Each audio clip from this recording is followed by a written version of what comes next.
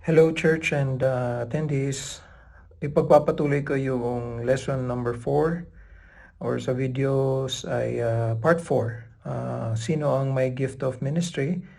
Kung pag-aaralan natin ang Holy Scriptures, lalo na ang New Testament.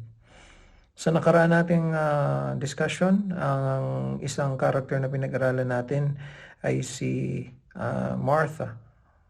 So, ipagpapatuloy ko po ito ngayon. Isa pang character ang sa tingin ko may gift of ministry. And tatalakayin ko sa inyo si Luke. And sana, since hindi regular ito na napapanood,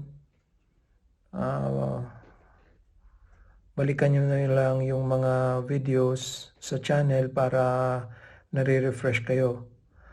At huwag niyong pabayaan na subaybayan niya ang series na ito dahil kinakailangan na ang bawat mananampalataya sa lalong madaling panahon malaman niya ang gift niya, develop niya ito agad at gawin niya ito agad dahil napakalaki ng pangangailangan ng ating mga eklesiya na magtulungan para tuparin ang mga salita ng Diyos at tuparin ang utos ng Panginoon na abutin ang buong mundo sa pagdidisciple.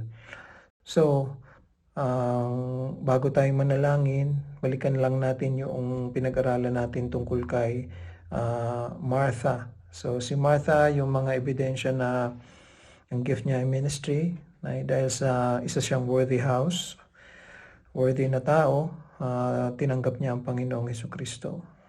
Kalawa na ebidensya, yung grabe yung kanyang drive para maging abala siya mentally and physically dahil mahalagang tao ang kanyang paglilingkuran.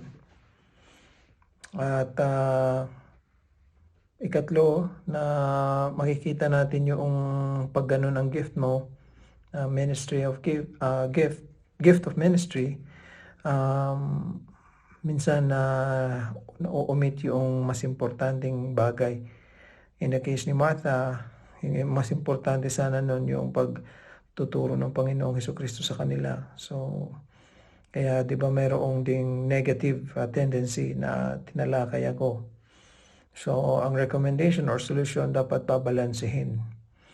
So, yun ang kalakasan ni Martha.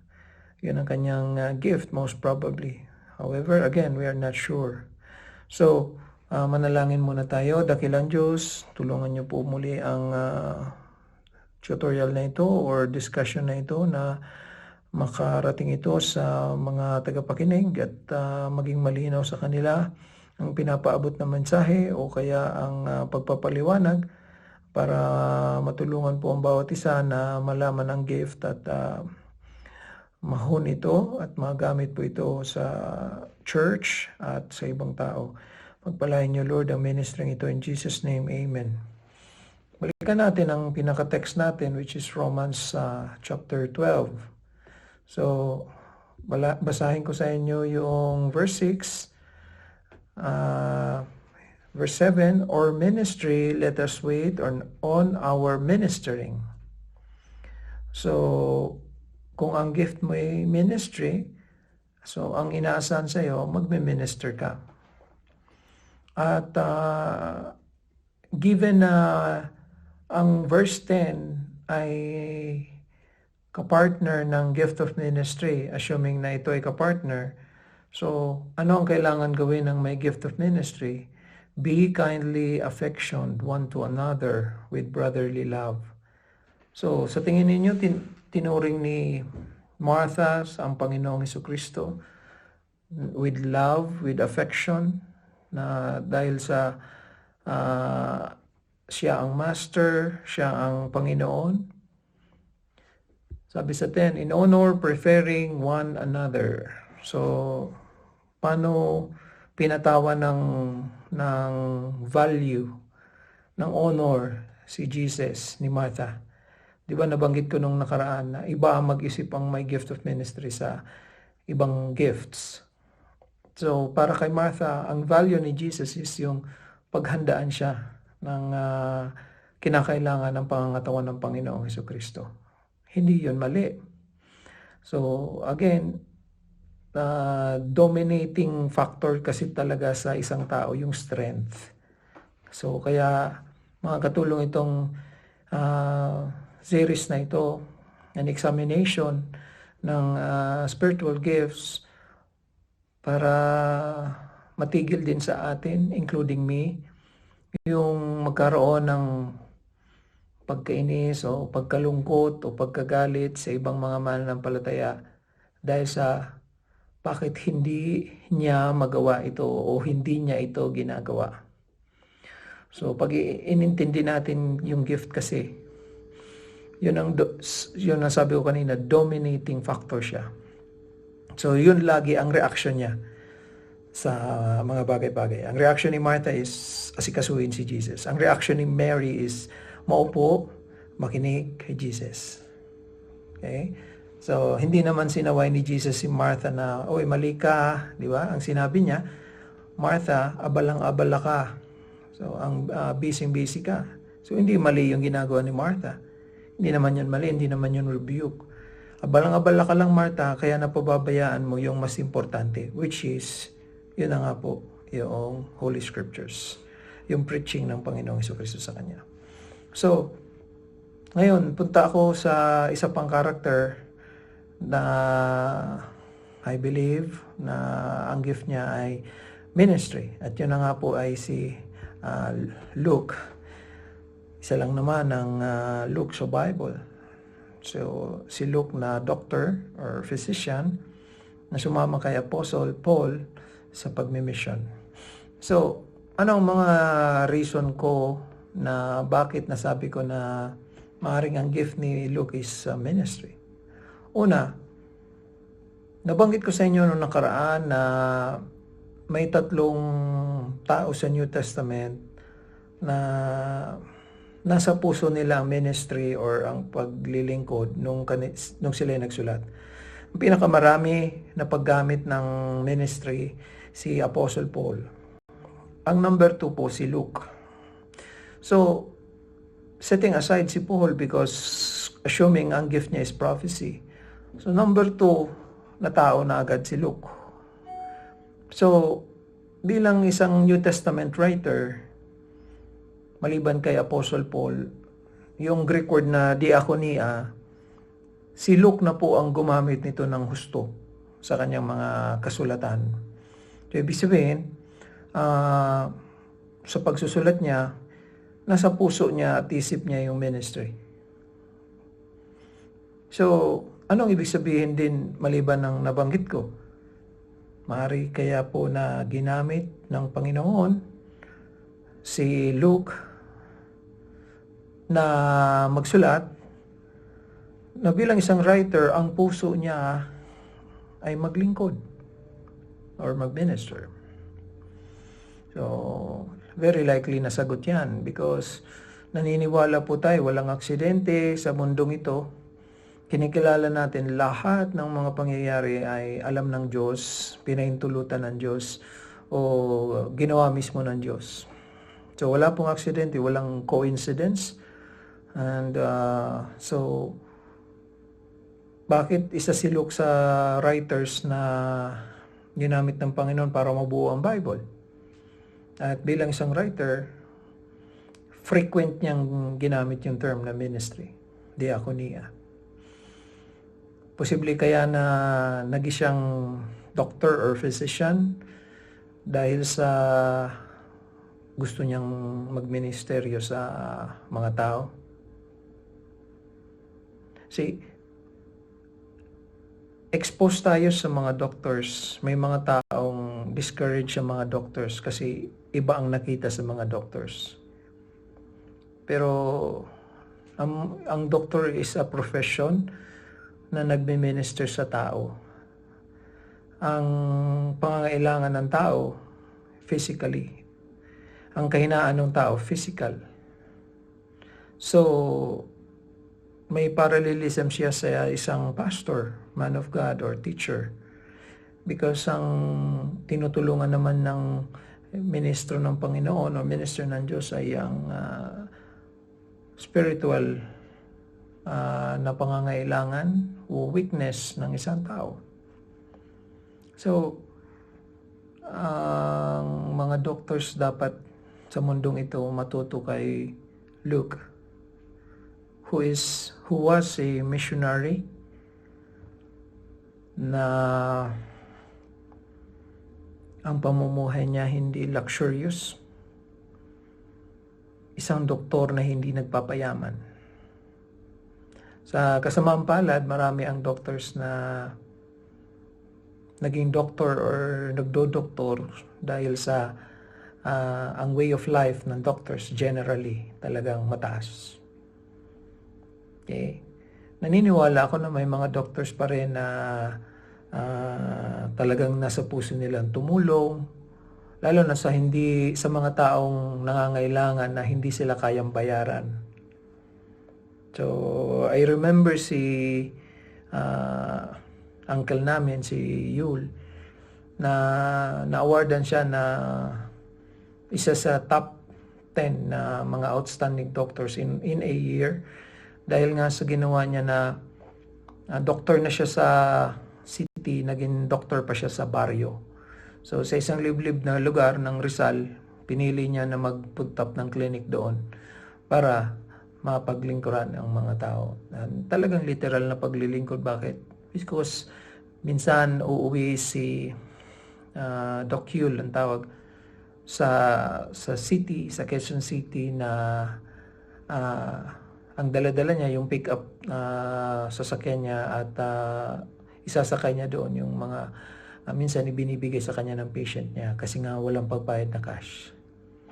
At narinig ko yun na ganun ang desire ni Doc Yul noon pa because ang influence niya ay sa lolo daddy and lola mami namin na ang desire daw noon ng magulang ng father ko, na uncle ko, na sana bumalik si Doc Yul sa Magallanes, isa rin liblib na bayan, at doon maglingkod sa tao. Because ganun ang ginawa ng lolo at lola namin, na mataas ang pinag-aralan sa Manila, pero umuwi sila, naglingkod sila as government dentists, so government employees sila, and sila ay naging dentista sa Magallanes at iba pang lugar ng Sorsogon. And kung alam natin, ang Sorsogon ay mahirap na probinsya. So, kahit naman sa pag-oobserba ninyo, marami ang mga doctors na hindi naman po simple ang buhay. So, kung matututo sila kay Luke, remember si Luke, mula Macedonia, sumama siya kay Paul. So, may clinic kaya si Luke? Wala, syempre wala. Okay? Kasi kung mayroon, iiwanan niya. Isasara niya yon.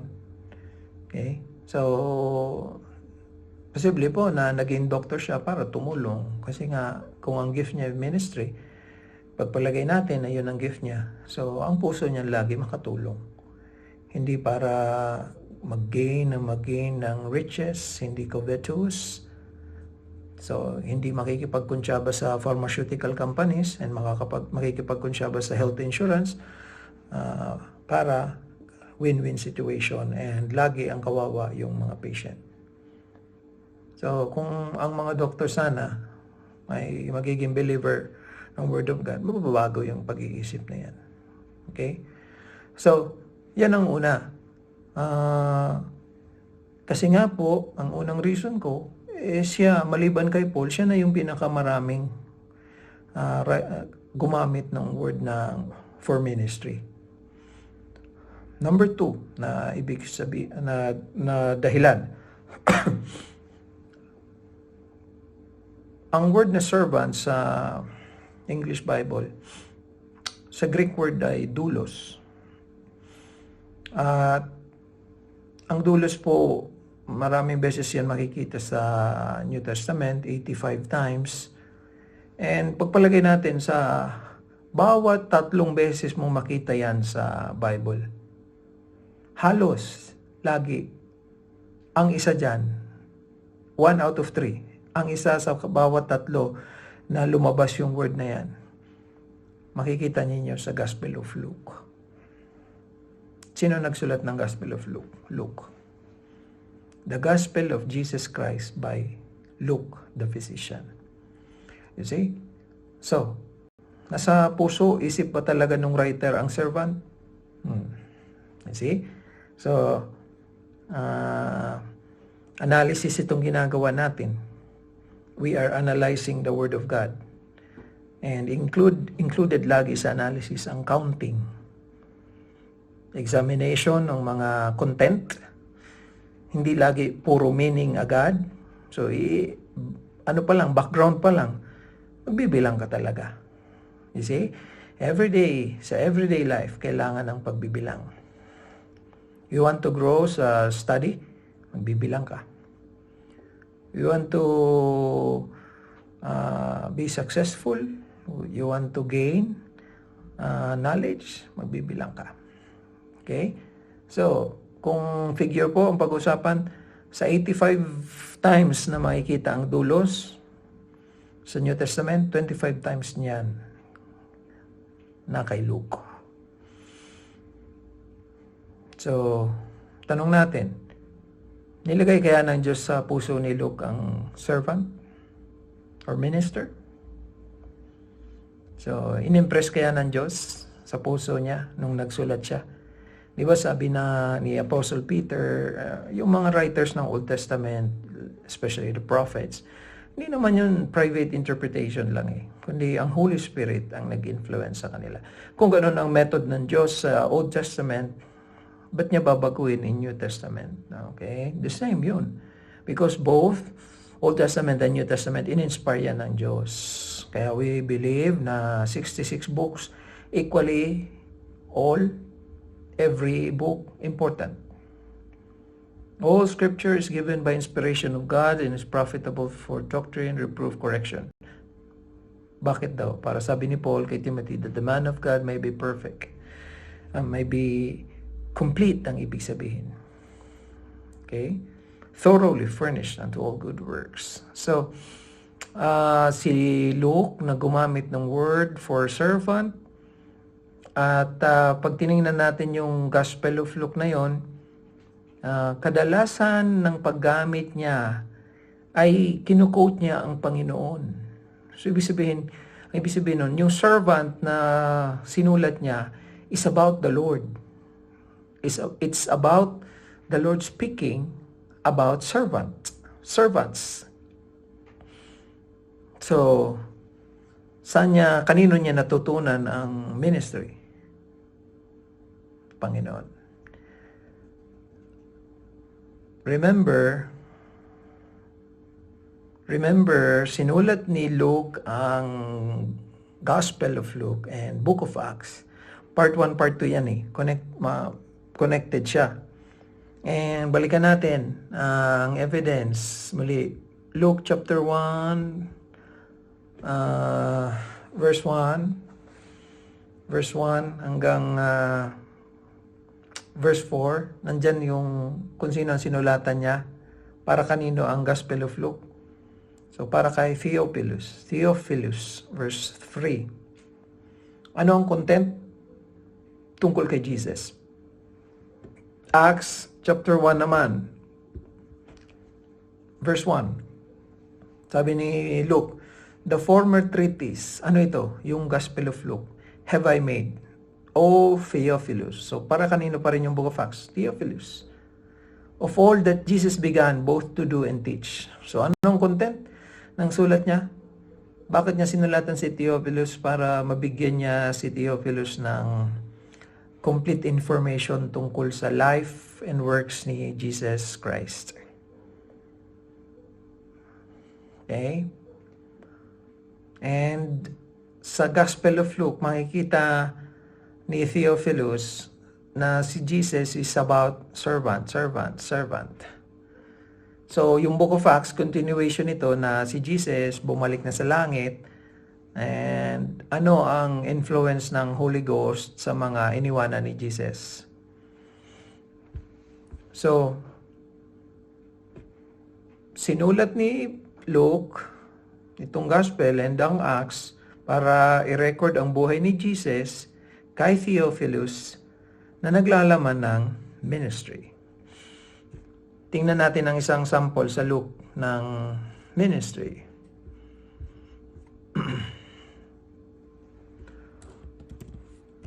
So, sample.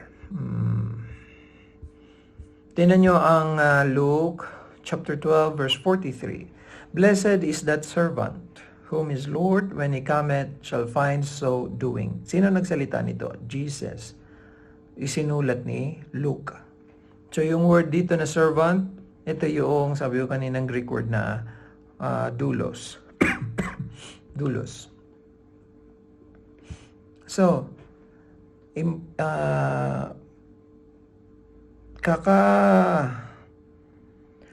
kakakuha ng impormasyon ni Luke tungkol sa buhay ni Jesus. In-interview niya malamang ang apostles. Isinusulat niya kung ano yung mga sinasabi ni Jesus from them, mula sa kanila. And nabuo niya yung libro. Malamang binabasa niya po, gawa niya yun eh. Pwede kaya po na ang Panginoon pala talaga ang naka-impluwensya kay Luke, yung specifically yung healing ministry ni Jesus Christ nung nasa earth siya noon. Pwede kaya yun ang naka-impluwensya sa kanya para mag-desire siyang maging doktor? O kaya mabago yung kanyang pananaw bilang isang doktor? You see? Kasi lagay mo ang sarili mo sa paanan ni Luke. Bakit madalas mo gamitin yung servant ministry? So kung kalakasan mo yun, lalabas at lalabas sa bibig mo yun. Di ba sabi ni Jesus, kung ano ang nasa puso, yan ang lalabas sa bibig. Bakit lumalabas sa bibig ni Luke yung paglilingkod? More than sa ibang writers, New Testament writers, di ba? No, so i-consider ninyo yun. Okay? So, number 3 na evidence. Punta tayo sa Acts.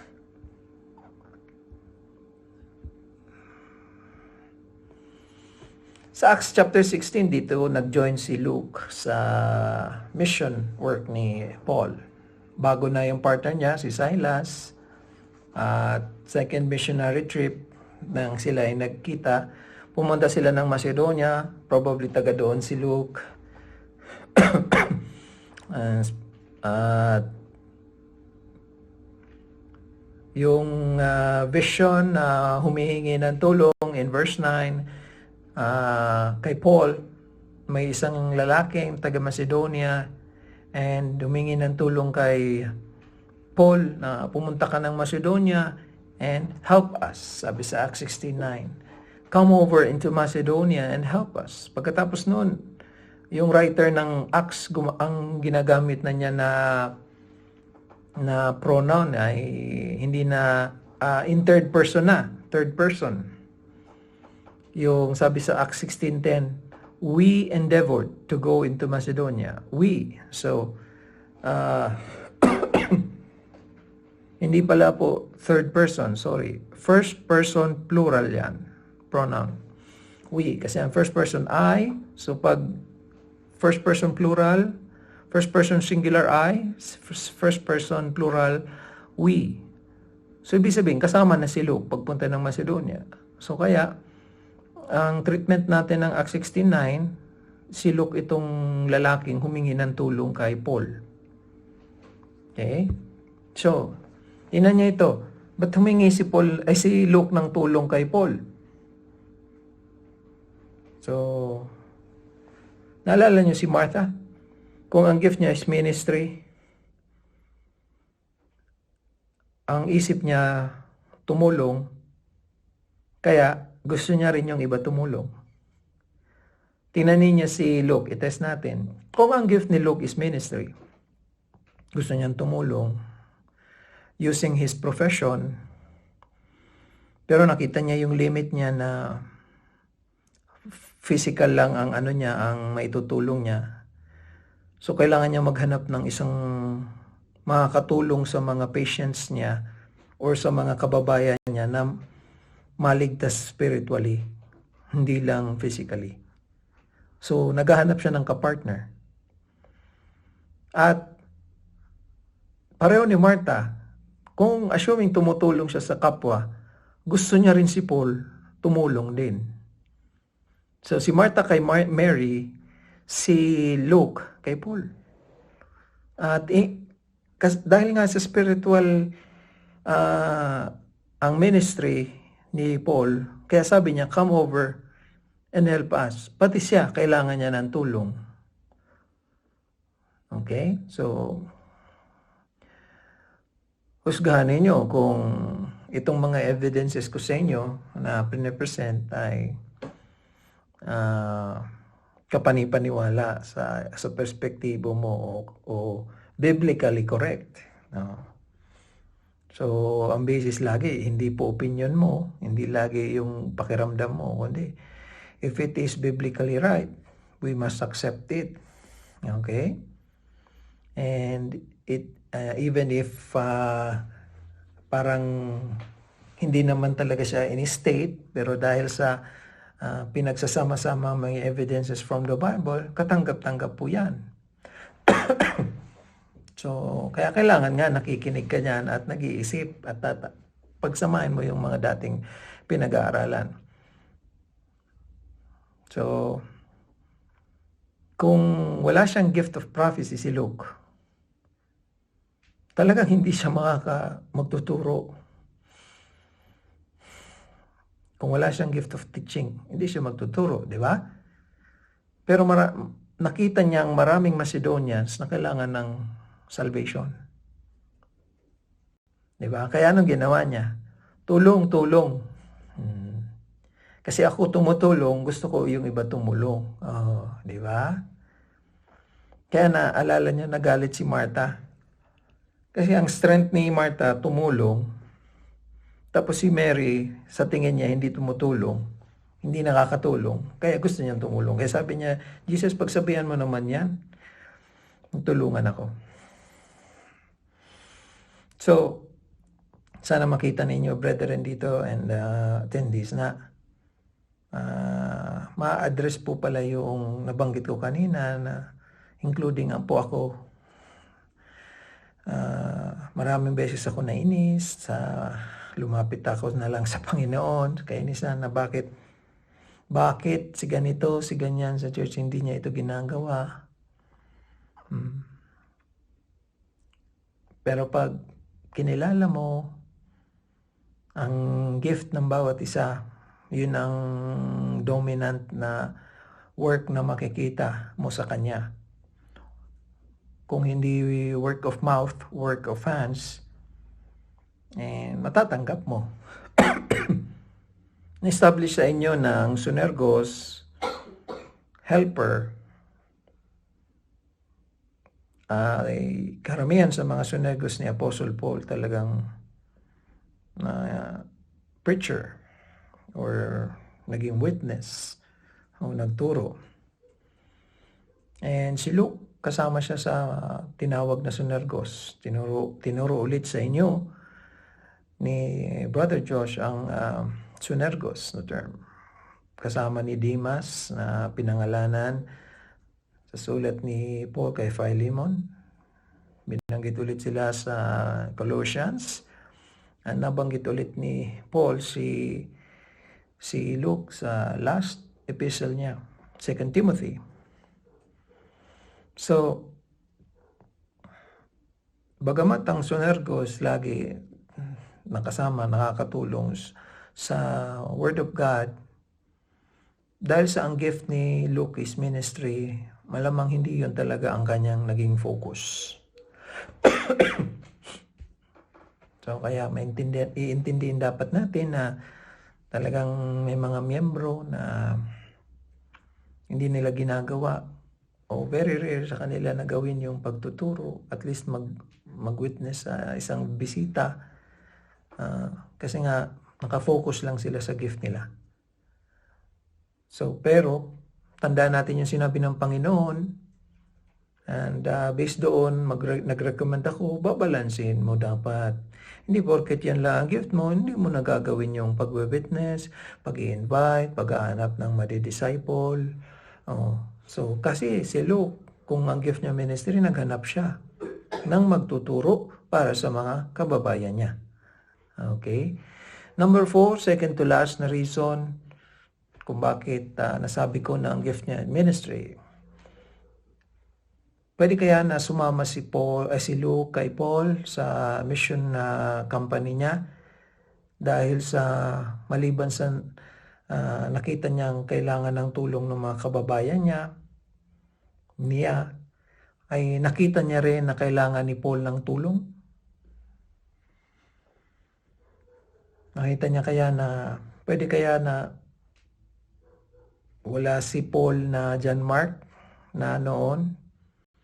Ang meron lang sa kanya is yung Silas and then si Timothy. And nakita niya kaya ang importance ng isang physician sa mission work, lalo na mapanganib ang mission work. Maraming missionaries po na historically, dahil sa hirap noon ng biyahe, panahon na maraming American Baptist missionaries nagpunta sa East, like William Carey, India, excuse me, India,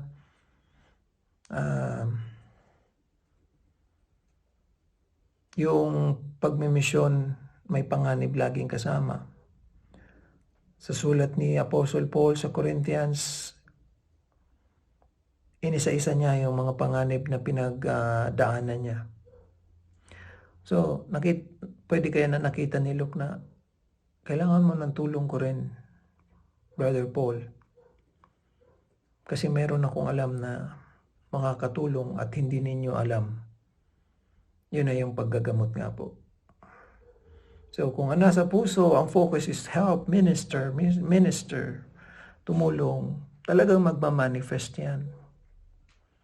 Magmamanifest yan. So, guilty ako, brother, rin na bakit sa church, kahit sa QC pa noon, bakit ganito, ba't hindi na lang siya ang magturo para magaanan na rin si Pastor Jed sa kanyang gawain na siya na lang lagi. Bakit si ganito, puro lang imbita kay Pastor, punta tayo doon, mag-mission tayo doon, tulungan natin, ganon. Kung pag inintindi mo kasi talaga ang scriptures din, si Luke, tingnan nyo. Pwede rin kaya maisip natin, ba't humingi ka pa ng tulong? Ba't hindi na lang ikaw? Diba? Ba't hindi na lang sabihin ni Paul kay Luke, balik ka sa Macedonia. Aralin mo ang Word of God, ikaw na magturo. Kasi marami pa akong pupunta na iba. Pero hindi. Kinasiyahan ng Panginoon yung record na yun, yung Book of Acts. Yun ang naging acts ng mga apostles. So, kung wala si Luke, walang Macedonian churches. Kasi nagsimula yan sa Philippi. Kung hindi pumunta si Paul doon, walang 3 churches. Yung Philippi, yung Berea, saka yung Thessalonica. See? So, number 4 na reason, maaari pong sumama siya kasi siya mismo nakakita rin na kailangan din ng tulong. Mas maraming maabot ni Paul kung may doktor siya. Maabot niya ang iba't ibang mga bansa kung may doktor siya. At nabanggit yan sa inyo na hanggang sa dulo hindi nang iwan si Luke kay Apostle Paul. So hanggat sa Rome, hindi nang iwan si Luke. Okay? Isang blessing yun na na-realize ko before po ng pagme-mission namin dito, before kami umalis ng Pilipinas. Under medication ako sa doctor ko, si Doc Rainer. And nagkukonsulta ako sa kanya kung paano ko ma-address yung gout arthritis ko. So dahil sa nag-obey ako, nagsunod lang ako sa kanya, nag-medication ako. So, na-appreciate ko lately yung na-address yung sakit na yon. Kasi kung hindi ko magagawa yung pangangalap ng matuturuan dito. Kasi it requires a lot of walking. Hindi ako magiging able para maghanap ng bahay na malilipatan, mag-set up ng lilipatan namin kung may sakit pa ako. Ayan. See? So, napakalaga na meron kang doktor. Pinagkaiba ngayon, kahit hindi na physically kasama mo yung doktor mo, ma-address mo yung kung ano man ang sakit. Pero syempre, iba pa rin kung ang doktor na missionary pa. So, may kakayahan siyang gamutin, hindi lamang yung physical na kondisyon, kundi yung spiritual na kondisyon. Ang last na reason ko sa inyo bakit kumbinsido ako na si Luke is ang gift niya ministry. Kasi kung ang gift niya ministry at nakalakip na sa kanyang puso na tulungan niya si Paul at hindi niya iniwanan, nabanggit ko kanina, kaya kahit sa pagtitiis, hindi niya iniwanan si Paul. So, in-emphasize yan sa inyo ni Brother Josh. Now, having that gift, nahihirapan. Remember si Martha, nahihirapan din naman siya kasi siya lang mag-isa. And medyo may angal sa kanya. Pero para si Luke, hanggang sa pagkakulong ni Apostle Paul, nandun siya. Napakagandang model, di ba po? Hanggang sa dulo, unlike ni Demas, pareho sila sunergos. So, tinuro sa atin ni Brother Josh na pareho sunergos, pero yung isa nang iwan, yung isa nanatili. Hindi lang nanatili kay Paul, nanatili siyempre sa Panginoon yun. Kasi si Demas, hindi nanatili sa Panginoon, inibigan sa libutan. Okay? So, the only way para magawa yun ni Luke is, I believe, na-master niya, na-develop niya, na-master niya yung gift niya. Tingnan niyo sa mga nagtatrabaho, tapos yung trabaho, menial ang task.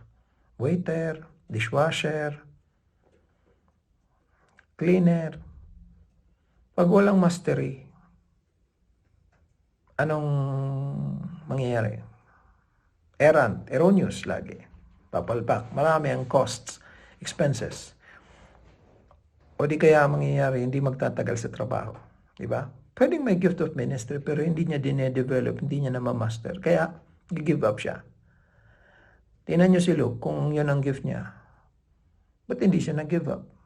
Sa hirap ng paglalakbay, kung ano man pinagdaanan ni Paul na hirap, malamang pinagdaanan niya rin, hindi man lahat, pero nagdaan siya ng hirap. Bakit? Kasi may mastery. You see? Tingnan natin si Philemon at si Onesimus noon. Nung unsaved pa si Onesimus, anong ginawa niya kay Philemon na master niya? Bilang servant, si Onesimus, linayasan niya si Philemon. You see?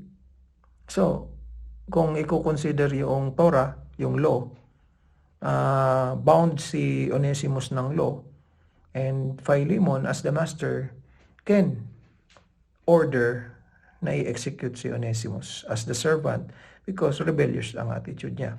Pero nung naligtas si Onesimus, naging kapakipakinabang kay Paul. Sinabihan ni Paul, bumalik ka kay Philemon. Bumalik, di ba? You see? Laki ng pinagbago. May gift of ministry, save ka, tapos dine-develop mo yun. Kaya sa pag-aaral na ito, subaybayan ninyo. Kasi baka yung tinatalakay na, gift mo na pala yun. So pag nalaman mo na, work on it na, develop na, and gawin mo na agad. So 5 reasons ang binigay ko sa inyo bakit si Luke may gift of ministry. Ang last, sa part 4, tatalakayin ko about Stephanas. Manalangin tayo. Salamat Panginoon sa pagtatalakay na ito. Salamat sa paggabay mo, sa paglagay mo sa puso ng lingkod mo kung ano ang tatalakayin, ano ang sasabihin. Salamat sa impluwensya ng banal na Espiritu. At tulungan niyo po, Panginoon, ang mga tagapakinig. Malaman nila ang gift nila. Ma-realize din po ng bawat isa na maaaring yung mga dati naming kasama sa church, may gift of ministry, pero dahil sa ang posibleng rason, hindi sila tunay na naligtas o kaya dahil sa hindi nila iningatan ng sarili nila, ang puso nila, nang iwan pa rin sila tulad ni Dimas. So, sana Panginoon, ang sino man na nakikinig nito, na kumbinsido na may gift of ministry, matuto kay Martha, matuto kay Luke. Pagpalain niyo po ang bawat isa sa ngalan ni Jesus. Amen.